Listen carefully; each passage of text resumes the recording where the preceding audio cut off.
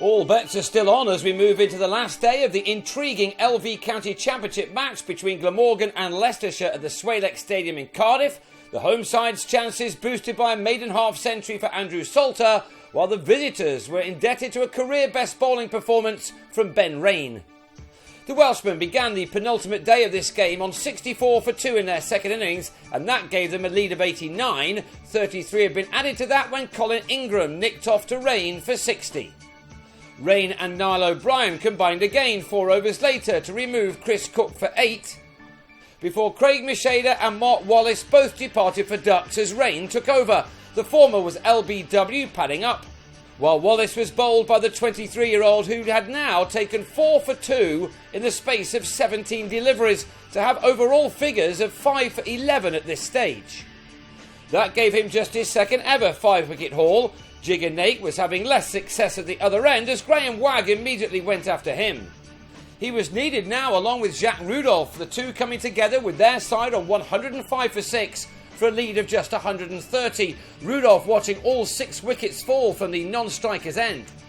Thankfully for the home team, none of the other bowlers could match the efforts of Raine, and that allowed this pair of batsmen to carry their important stand through to the afternoon session, Wagg scoring 32 of a partnership worth 54 runs.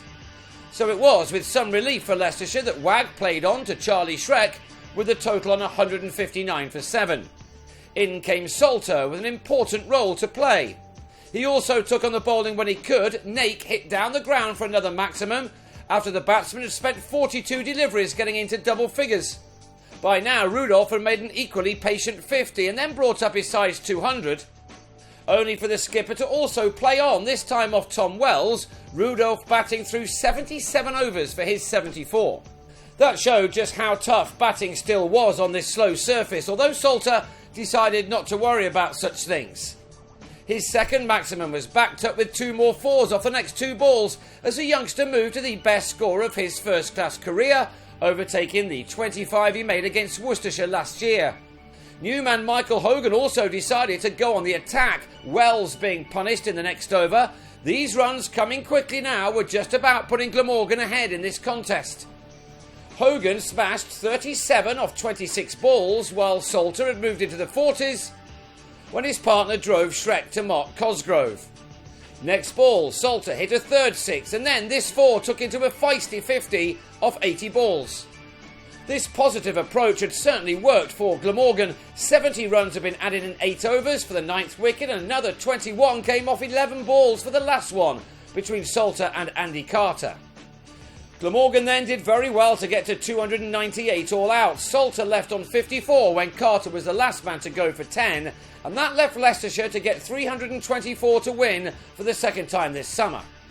But on this turgid pitch they needed a good start. Angus Robson didn't give them one as he nicked Macheda behind after making 8, while Ned Eckersley was bowled by Wagg for 9 with a total on 37 for 2.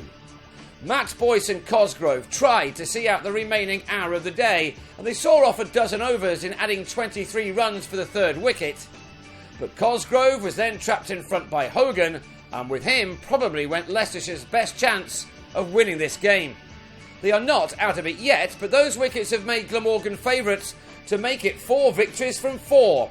With Boyce still there on 33, the visitors will go again on the last morning on 75 for 3, needing a further 249 runs to win the game themselves.